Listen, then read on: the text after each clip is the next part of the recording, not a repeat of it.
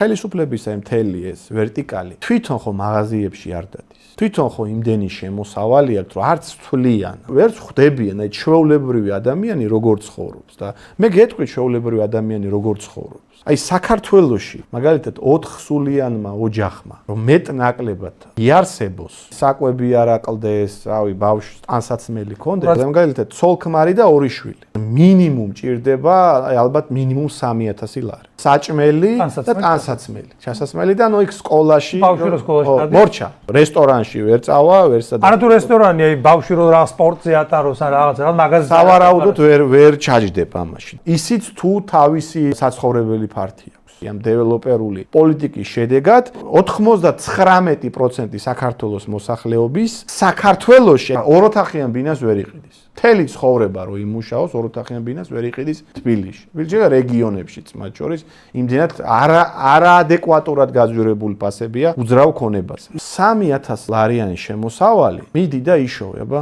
მაშინ რით არსებობს ეს ხალხი? ხო ეს ლოგიკური კითხვა იბადება. ოჯახის ერთი წევრი მინიმუმ არის საზღვარგარეთ გასული. და საზღვარგარეთ შრომობს იმისთვის რომ თავის ოჯახს დაეხმარო.